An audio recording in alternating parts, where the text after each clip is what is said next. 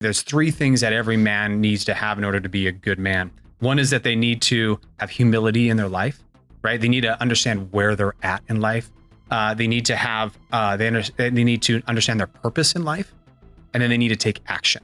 A lot of the conversations that I have with people who feel like they're treading water, they're not living with purpose or with passion, in my experience, it comes down to two things. They're not clear on who they are, and they're not clear on where they want to go. My focus with Man-Made and my passion is really helping men become men again. And so through the process, what we do is we expose men to the elements of nature.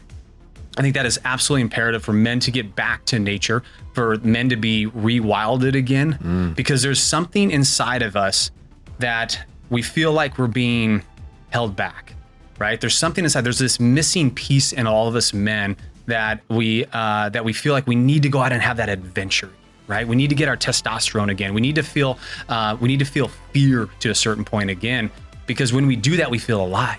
When we do that, we feel like we're stepping into that greatness that we potentially can have. A number of us just went on a big epic trip and climbed the Grand in Jackson Hole, Wyoming. Now it's one of the tallest peaks in the state, but it is most certainly the most famous peak in our great state. And we didn't know what we were getting into. Like, none of us are climbers. Now, I've got our man, William Brownham. He's been on the show, and just an excellent guy, right? Just an awesome guy. Does anyone you want on the mountain with you? Here's the guy to have. Yes, yeah. You want him. Obviously, as a retired Navy SEAL, we have Jimmy Klager, who is another one of our gentlemen in Man-Made. He's a 20-year veteran. He's a retired Ranger, retired as a lieutenant colonel too. Like, you can't get any better than that. You're in good company. Right. And then, of course, obviously, I've got my brother as well too, and myself. And so we're kind of the odd men out in this whole thing. But we've got an amazing guide. Like, we have a world-renowned guide. And what we got to do was experience, first of all, the fear of death. Like, we really got to experience that for the first time in my life, is this fear, like, this is the point of no return. This is the point where if we're not focused on the next step, right? Oftentimes, as we know, that one thing that paralyzes us is that we're so focused on the way future me, right? The guy that I want to be in 10 years or 15 years or 20 years. And we forget the moment. We forget the next step. We forget the next place where we should be putting our hand, right?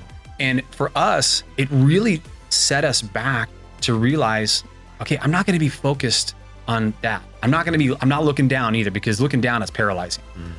I got to be focused on where I'm putting my next threshold on my foot, and where am I grabbing for my next handhold, so that I can get through the moment, right? And so for men, for us, it was such a great opportunity for us to just be present, be in that moment, to come together as men, to do something as scary as crap as men, but then to be able, first and foremost, to talk about it, to experience it, and then to reflect on it. And I will tell you, the growth, not only that happened just in that 18 hours of trekking 20 miles, 13,775 feet up in the air, the 5,000 calories that we burned, the 41,000 steps that we did, like, all of that was great. But the power came in the reflection of it. The power came in, we were all sitting around a table. We were all reflecting on it. We had a cigar, we had a glass of whiskey, and we started one by one going, what was it that we learned? What was it that you were empowered by? And then how are you going to take action on it in your life going forward?